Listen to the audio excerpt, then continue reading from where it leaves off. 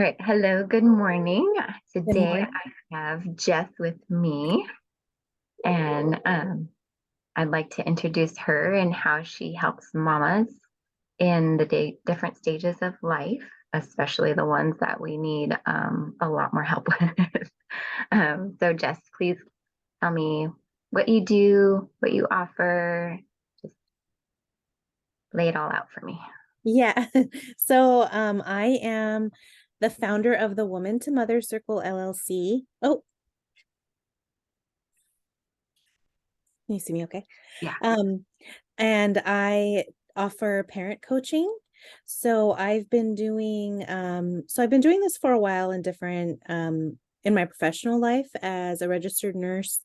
I was working as a public health nurse and I did a lot of similar work to what I'm doing now, but I was working for a government agency and doing home visits. And then pandemic hit and they kind of shut down a lot of those programs for moms. And I was having my third baby. So I started my own business to do what I was doing, what I loved doing before, virtually. And so it's similar in that I'm kind of coaching moms in this transition from pregnancy into, from becoming pregnant, becoming a mom, and kind of what it looks like to transition into being a mom and taking care of your baby and learning how to take care of yourself and just, processing the life change that comes with becoming a mom. And so that's what I've been focusing on is doing one-to-one coaching with moms for the past about year and a half or so since I started my business. And now I'm looking to branch out a little more now that everything is officially open. And I'm looking to do like pop-up parenting workshops in person. And I want to launch a prenatal coaching program also, a group coaching program to help create that community that moms need, and incorporate more education into my coaching. So, sort of like a mix of prenatal education and empowerment coaching to help moms make decisions that are best for them, having the information, but really also learning to lean into their own intuition as a parent and how to kind of navigate that and build that skill of, trusting your gut when it comes to parenting. Yeah, that's so important to be able to just go, what do you feel like is right too, right? And it's not just because we can get so overwhelmed with all the information that's out there, and you can Yeah. find like one side that's saying, never do this, and then the other side, it's like, oh no, that's the best, it's like for every Yeah. single topic. And so it's nice to have somebody like a sounding board that you can go to and just be like, what is the actual evidence and Mhm. like how, because this doesn't feel right to me. And so you're one who can just be like, yeah, do what you feel is best for your child. Yeah, yeah. And there's always, there's obviously research and recommendations on everything, but we're also still learning. So we don't really know for sure that if something feels right to you, that later we'll find evidence that actually that is, has these benefits and those benefits. And maybe the research hasn't been done yet. So I think that's why it's really important to learn to not be so black and white and you have your like bombarded with all this information all the time. And you do need someone to help you, process through it and wade through it and also build you up so that you feel confident in making decisions and you're not just like drowning in all of the noise that Mhm. comes with, parenting advice all around you Right. Yeah, and social exactly. media and all of that, the messages, all of that you can just like even subconsciously start taking in and it really wears you down and you need someone to help you stay grounded. Yeah, because we don't need the extra noise, but it's constantly trying to bombard us, like you said. Yeah. So, so you start working with moms when they're in the early stages. And so kind of tell me, do you have um, kind of a one package that you feel is best, or do you kind of get to know them and go, this is what I recommend as far as what you offer to them? Or Yeah, well, in the past, I've pretty much been focusing on my one offer, which is a 12-week program.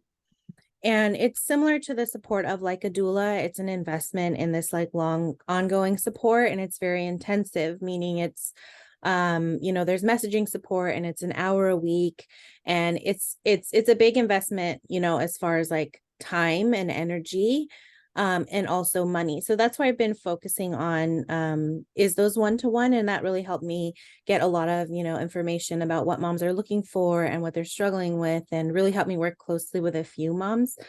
But now I'm at the place where I really want to branch out and see how I can help moms that maybe don't have the money for a big investment, or they don't have the time even for like, they're not in a place where they feel like I can give an hour a week that I can count on, that I can work with somebody, and then I have time also to set my goals. So I really want to meet those moms that maybe only have 10 minutes a week and, $20 a month or whatever it is that they have, to where they can come and take a workshop, or they can come to a support group and something ongoing, where they can have support as they need it. And later on, if they're like at a place like, okay, I'm ready to kind of work through a full program, because my program really takes you, if you're feeling overwhelmed, I meet you where you are, but we start at the basics of like learning how to take a shower, and learning about your postpartum health and what you need, how is your body healing.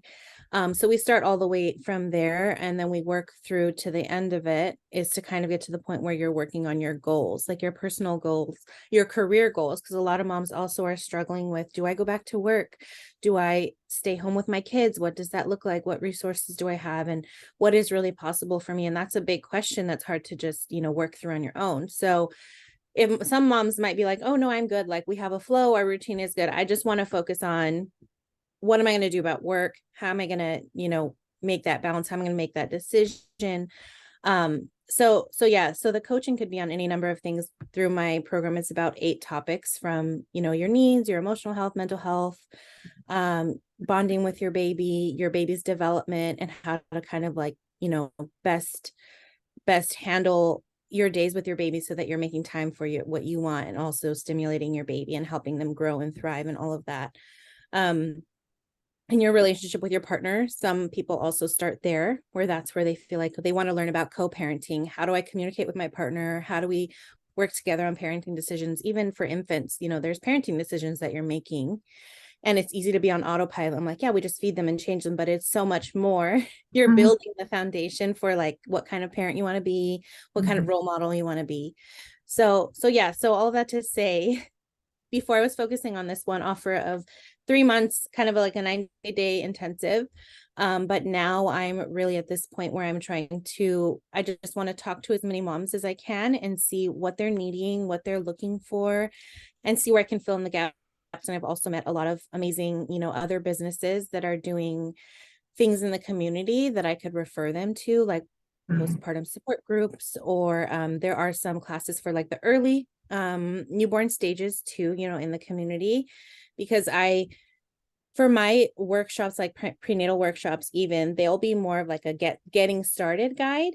And my Okay. big thing is that I would do like a breastfeeding class that's a getting started guide, but it also comes with 6 weeks of messaging support. So when your baby comes, you can ask me questions, about breast, and as you go, and I can refer you to a lactation consultant if that's what you need, or help you get a good like set of questions to ask your doctor, if you're, if that's also what you need. So my big thing is that I want to be there to help them in real time, and not overwhelm them with like, here's all the pumps, and here's all the pads, and here's all of, this is everything you're going to need to know. Because when you're, you give birth, and then you're in this haze, and it's hard to really, like, what did they say at that class? And like, where's those worksheets that they gave me? Like, they tell me something, and it's like, so that way you can be like, okay, the baby's here now. So like, this is real life.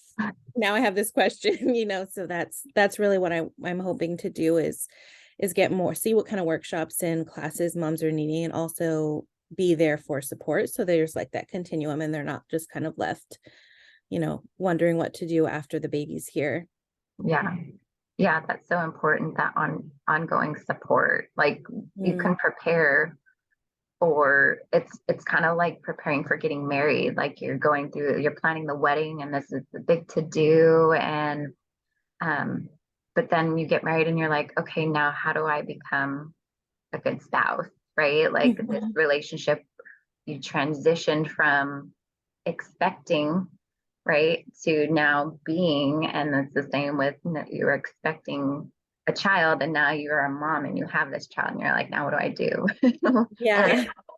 and taking care of them emotionally and taking care of yourself emotionally, because you can tend to lose like almost who you are because you're just in this doing stage, right? Yeah. And so that's really good that you're able to be there as a support for them to reach out to you. You're like, okay, here's the tools, but I'm gonna like remind you of what you need to know when you get there, and just I'm just Yeah. a text away.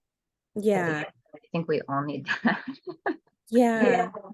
Yeah. So and I think that at that too, I would like going back to kind of like where you were asking like what I offer moms, and I really want to fill in the gaps between that fourth trimester where some moms might have gone to prenatal classes and then they have maybe even some like, postpartum support groups, and then around the fourth trimester, 3 months or so, their support kind of dwindles. So I'm working on some community partners that also might be in touch with toddler moms, because that's a new stage Mhm. that can there's not a lot out there, and you hear like, don't put them on screens, don't do this, don't do that. It's like, okay, but what do I do with Right. them? Like, don't you hear all these don'ts? I feel like that's what it comes down to, and having a place where you can come and be like, okay, what's the research, what does it actually look like to make good decisions, where screen time, or what I do with my toddler, or how I respond to their big emotions and all those things. There's all this information. So even just bringing toddler moms together to see you're not alone.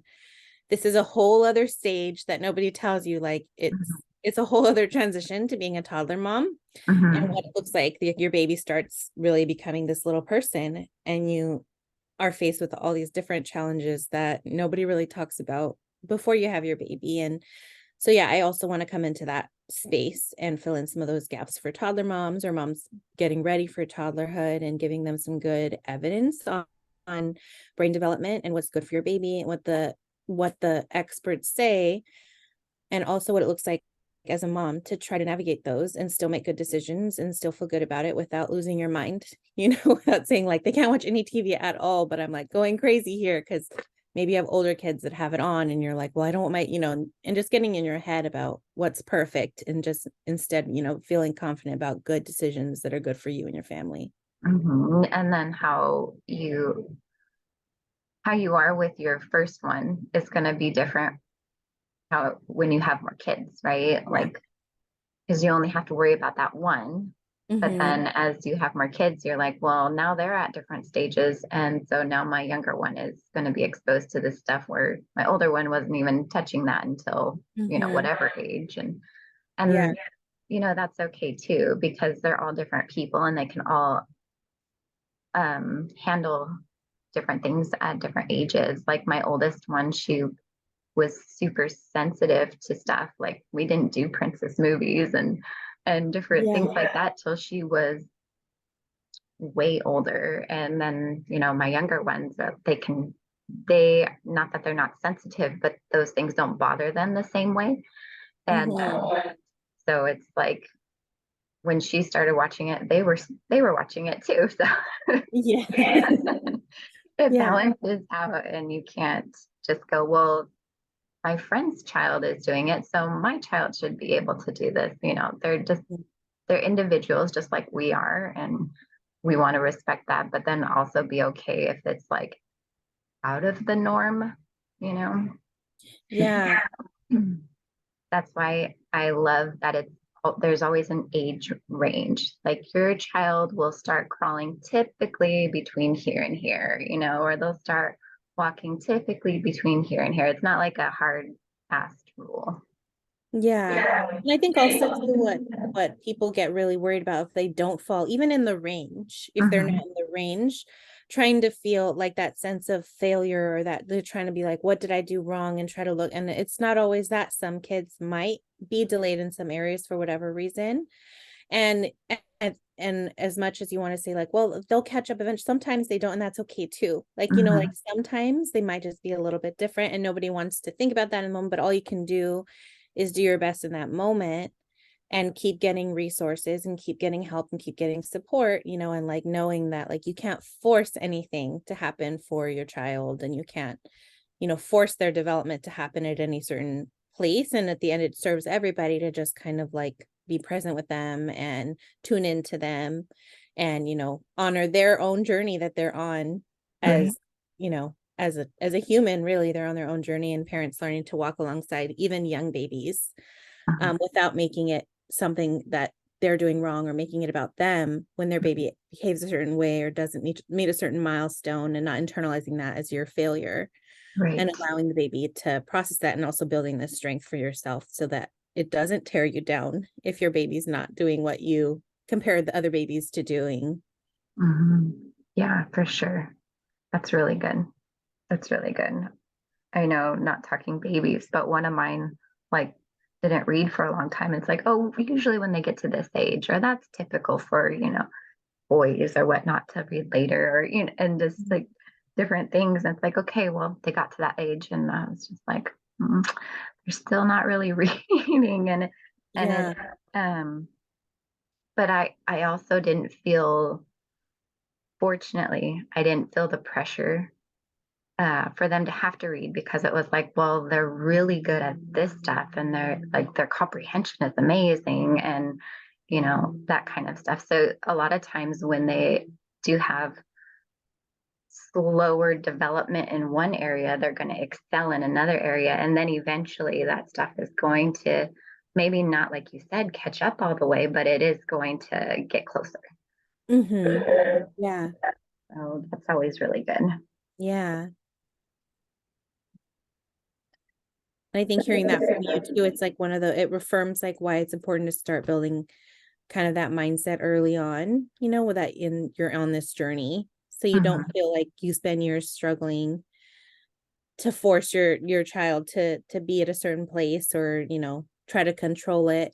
And you can like slowly learn how to kind of let go of Mhm. expectations and how to just walk alongside them. And that Right. serves you later when they're school age. Right. Yeah, Mm-hmm. because we don't want them to feel like they're not good enough or less than. I mean, we have our own scars and things like that. And so Mm-hmm. we don't want to put that on our kids. Yeah. Yeah. So a lot of times we do just need that extra perspective to, like what you offer is just, this is okay. A lot of time just hearing like it's gonna be okay is just Mhm. a weight lifted off your shoulders as a new mom, right? Yeah. Or you're not doing anything wrong. Right. Yeah. Like you're not failing. Right. You're doing the best you can. I feel like all of those are things that you just need to hear over and over Mhm. again until you really truly believe it. Yeah. Like our mama affirmations, right? Mhm. Yeah, it's so true. So how do you encourage things like self-care to these mamas so they don't lose who they are when they're putting so much into their babies and little ones? Yeah, well, I think the first place that I start is defining self-care. So helping moms find a definition for self-care that's attainable for them.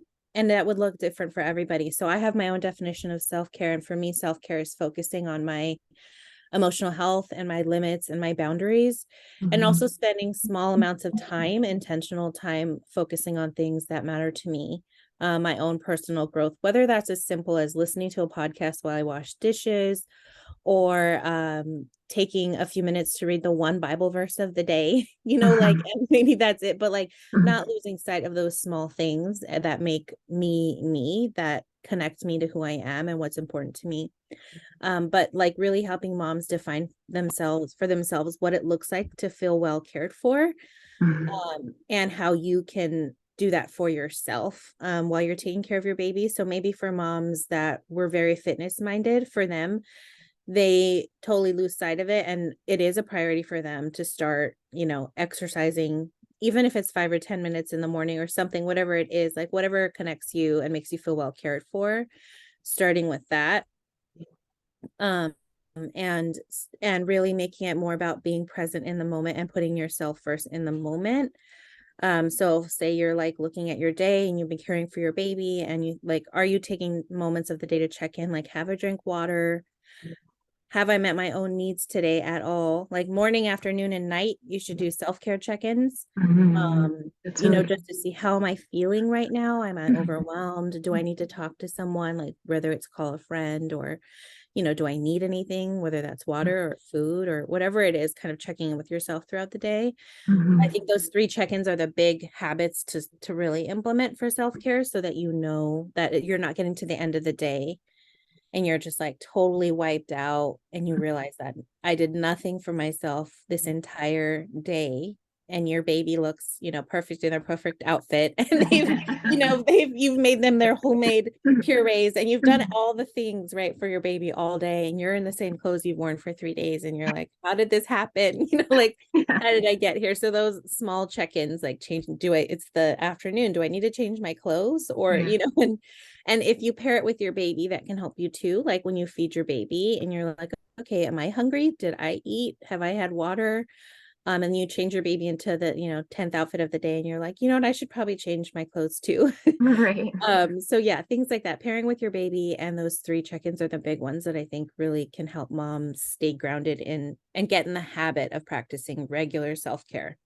That's really good. That's a good idea. Like, okay, baby and now me, and baby and now me. Like when you're nursing and stuff, when you have your little one, it's always like, before you sit down to nurse, go to the bathroom, grab a cup of water, and then you can nurse. Like Yeah. they're going to be okay for 5 minutes. Yeah. Like, even if you know they're hungry, like they'll be okay for 3 to 5 minutes or whatever, however long it takes for you to do those quick things. Yeah. But you're going to be miserable if you wait to do that after, or just like, because then, once they fall asleep on you and you're like, oh no, now what do I do? Yeah, or like even like contact napping too, if you're going to be contact napping and you know that your baby is going to be contact napping, Yeah. getting your headphones and putting a podcast in during that is one of those small things you can do to like just stay in touch, even with other adult voices. If you're home alone with the baby all day, like having that adult in your ear, sharing interesting information, like that's more, it'll perk you up more than you think it will, to just kind of have that stimulation that isn't just, diapers, feeding, um, Yeah. messes and housework and all of that. So yeah, thinking that way too, when you sit down to contact nap, that you could put a podcast in and just take an extra minute to grab your water and your headphones, so that you can have something for yourself that's restful while your baby's napping on you. That's that's a really good tip. I never thought about that one.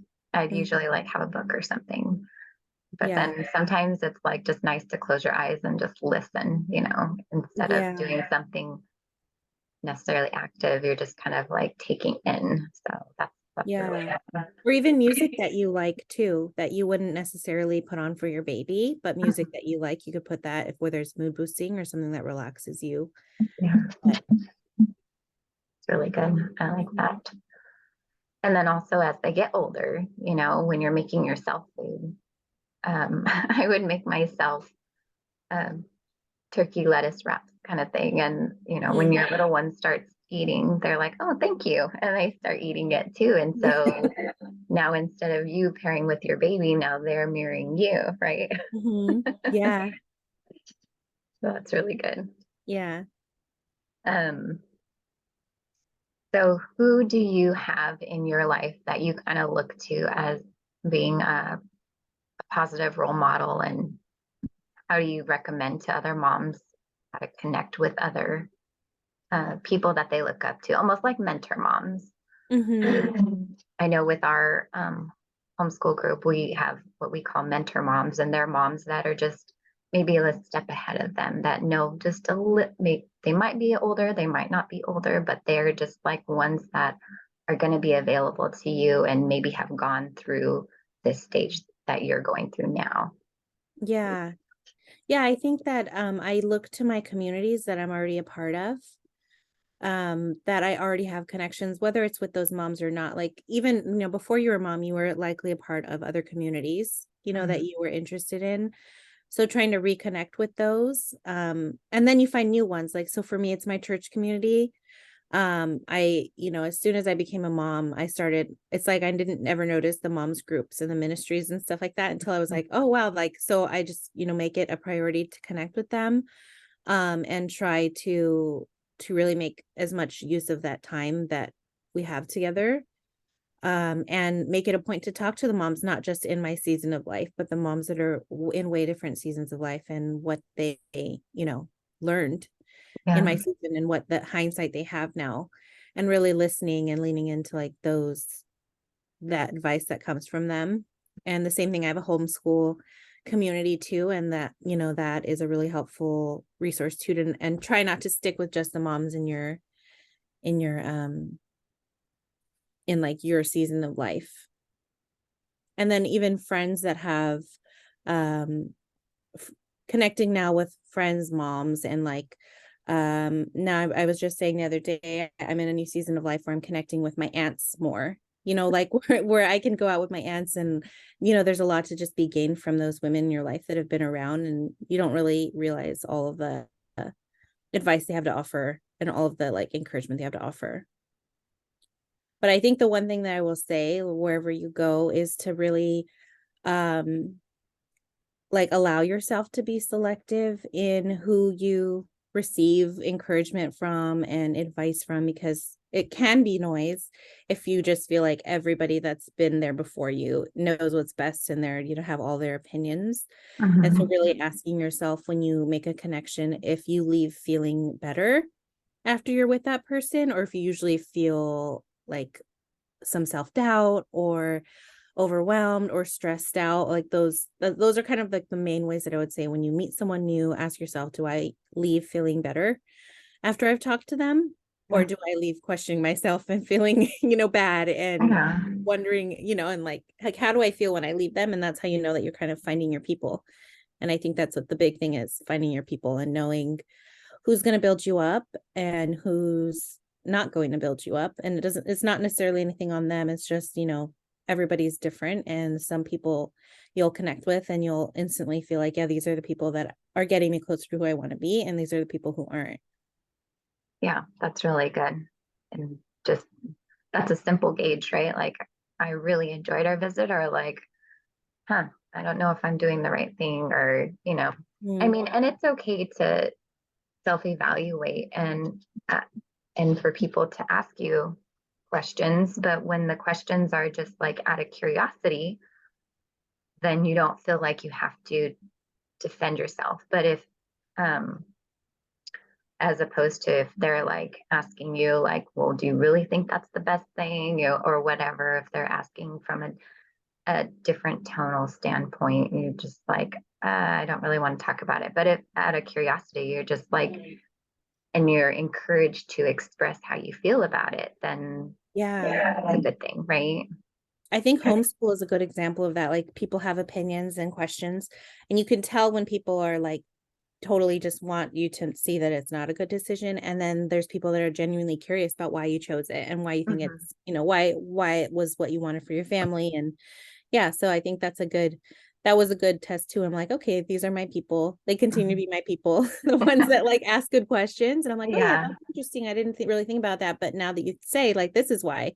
yeah, And it's just a conversation. It's not a debate. It's not, like they're trying to win over their parenting decisions for you. It's just a conversation.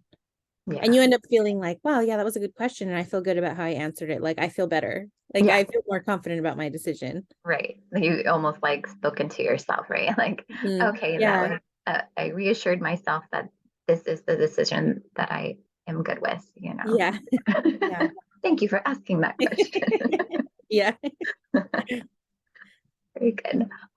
Well, before we wrap up, I would like you to tell everyone how they can find you, Mhm. and any other um, special tips that you might have for mamas, new mamas, or mamas that are maybe at a stage that you've just gone through that is Mhm. fresh in your mind.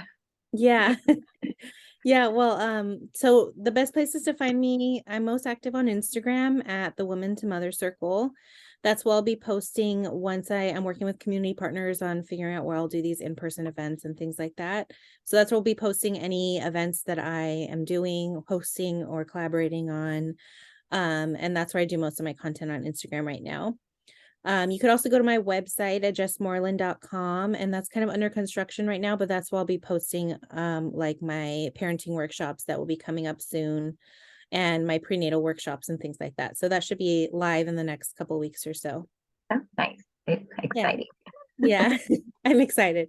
And Great. then as far as tips for moms, I mean, I think there's so many different mom hacks and things like that, but I really think we kind of touched on it before.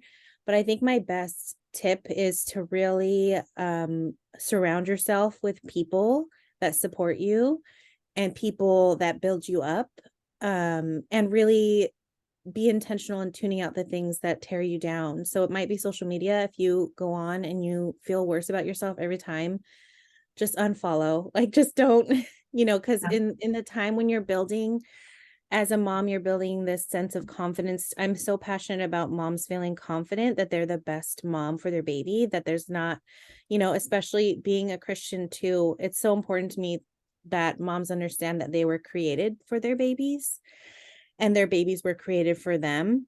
And and I think if they can really stay grounded in how true that is, that'll help them drown out some of the attacks really that come from social media, that come from comparison, from mom guilt, and all of these things. And really knowing that you have everything that your baby needs. And it's another reason why it's so important to pour into yourself and allow yourself to receive, because it's flowing from you into your baby. So all of that comes from being built up from people around you, and Mhm. also like building yourself up from the inside, and allowing yourself to receive messages of love and support and goodness and worthiness, and filling yourself with that so that you have that to give to your baby, you have that to share with your baby and your family. So really, I think that's the best place to start, is to just focus on how can I feel strongest in myself, and how can I feel, be built up, whether you need people to help you with that, or whether that's something you can also do in your own reflections and things like that, and affirmations like we talked about, but really focusing on building yourself up and allowing others to build you up too, because that eventually it pours into your whole family. Yeah. Amen to that. Definitely. You are the mom. You were created to be the mom for your children, and those children are the perfect ones for you. Like God picked them just for you, right? And Mhm. I love that. I love that. Yeah. And I know for me personally, I had to learn how to give myself grace before I could give it to my children. Yeah. And so that is super important to be able to do that mother nurturing and that self care so that you are able to be the best mom that you can be for your children, that potential that God already knows you have inside of you. Um, and that's why he gave you them, even when you're Mhm. feeling like a failure, right? And all Yeah. those days that you're just like, I'm not winning this Yeah. today. And sometimes I think we don't think enough either about the struggles that we have, and why maybe God gave you those struggles specifically, and you're more equipped, or he wants you to equip you in a certain way Mm-hmm. for the struggles you face with your children. It's just like any vocation he puts for you, he's equipping you along the way. And, and he's also putting people in your path too, to help you and support you and to guide you, being his hands and feet. So, Yeah, amen. Yeah, for yeah. sure. Yeah. So, so embrace your community because they want Mhm. to help, right? Your Especially true community wants to your help. If they true don't want to community wants help, to they're help. not your community. Yeah, yeah. Yeah. Well, amazing. Thank you so much for taking the time with me today and Thank you. being patient while I figured out the whole technical stuff. No, me too. I mean, mine too on my end after you left. Like, okay, your tech is figured out. Now mine's gonna have its own fun over here. Oh gosh. All right, I'm gonna stop our recording here. Okay.